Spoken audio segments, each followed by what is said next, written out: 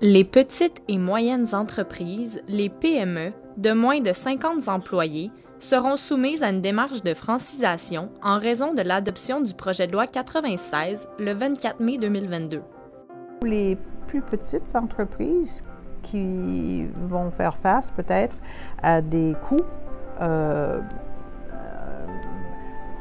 des pratiques de recrutement auxquelles ils ne sont pas habitués et auxquelles, puis surtout dans ce temps où il y a tellement de pénurie de main-d'œuvre, on le voit partout, les pénuries de main-d'œuvre, les gens vont avoir des ajustements qui vont coûter des sous probablement et qui sont probablement plus coercitives qu'on en a besoin.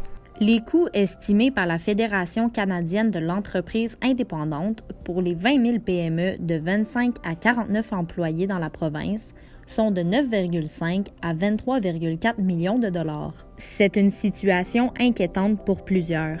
La recherche nous confirme que les gens changent pour des jobs. Les gens vont déménager pour des débuts de carrière. Alors, si les jobs sont au Québec, on va rester au Québec. Si les jobs sont moins au Québec, ou si on voit des postes plus rémunérés ailleurs, on va aller ailleurs. C'est pour des jobs qu'on parle. Selon la Banque des entrepreneurs canadiens, au Canada, 55 % des entrepreneurs ont de la difficulté à recruter les employés dont ils ont besoin. Le projet de loi n'aidera pas à améliorer la situation de pénurie de main-d'œuvre au Québec.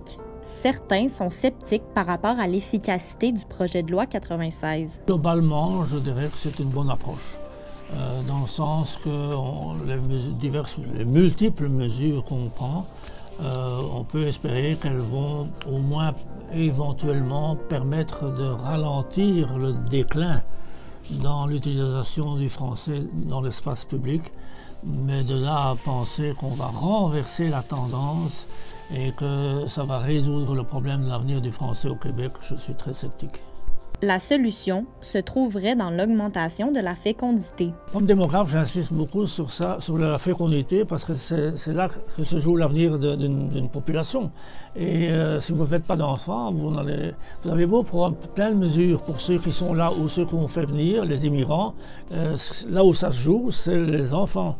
Le projet de loi va changer le visage du Québec à l'international. Je pense que l'image du Québec sera considérée comme un espace moins accueillant. Je crois fermement que beaucoup de gens viennent au Québec à cause de la belle dualité linguistique que nous avons ici. Si on rend les lois un peu plus strictes sur le français, ce qui peut être bien, mais ça restricte l'utilisation d'autres langues, par exemple dans les lieux de travail, je pense que c'est un peu moins accueillant. Ce projet de loi aura un grand impact sur le futur de la société québécoise. C'est inquiétant, ça, que l'État ne soit pas tolérant